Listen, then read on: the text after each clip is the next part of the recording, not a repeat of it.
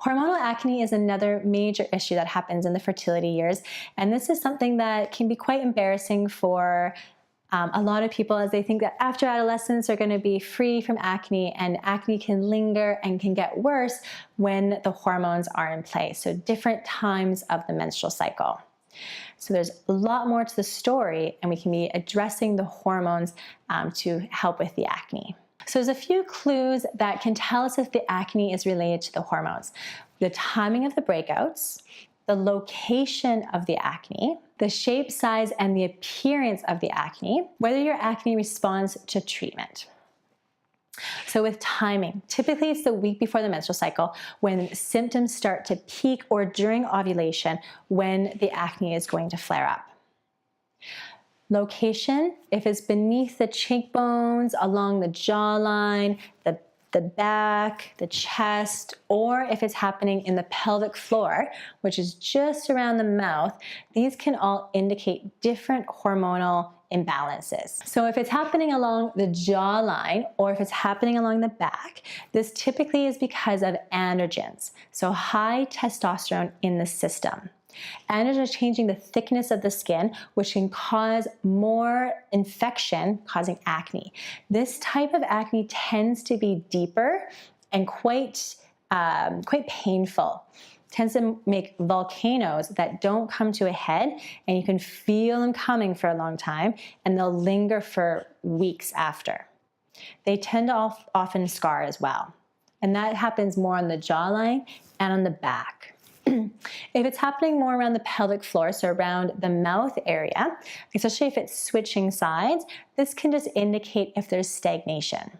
So we want to be addressing liver at that point. In Western herbal medicine, there's a lot of different areas on the face that can indicate other parts of the body. In this case, along the bottom part of the mouth and a little bit above can indicate what's happening at the pelvic floor level, especially in terms of hormones. As I discussed before with the shape, the androgen-based acne that tends to be deeper will tend to get cystic forming. So it will be deep, it won't come to a head, and it will often scar. Usually there's quite a bit of pain associated. Versus the pelvic floor stagnation tends to be just small acne. They switch sides, and they tend to come up and they disappear quite readily. They might last for a few days, versus the androgen acne will linger for weeks. For treatments, if birth control makes it better or worse, then it's probably hormonal acne. If we're looking at the hormone imbalance in terms of acne, we want to be first looking at if it's the androgens, which is the male sex steroid hormone, which occurs in both the anatomical male and the anatomical female. It can trigger excessive oil production. It can cause the skin cells to become sticky, which then will clog the pores and cause breakouts. Again, this type of acne is usually cystic. It creates volcanoes with no head, and they're usually quite painful to touch. And they'll linger for a very long time, typically causing scarring. If it's due to cyclical hormonal fluctuations on the pelvic floor, then we want to be using good liver herbs. So we want to be moving those hormones out of the liver. Right before menstruation commences, there's a lot of hormonal fluctuations that occur. So we just want to facilitate detoxification. Again, the pelvic floor location is showing there's some sort of stagnation in the reproductive area. So we can be using herbs that are going to help move some energy, warming circulatory herbs like ginger and cinnamon. When we're looking at balancing the hormones, we can be doing herbs like red clover. This is a phytoestrogen, a plant estrogen. Phyto means plant. And phytoestrogens are going to help to balance out any of the androgens.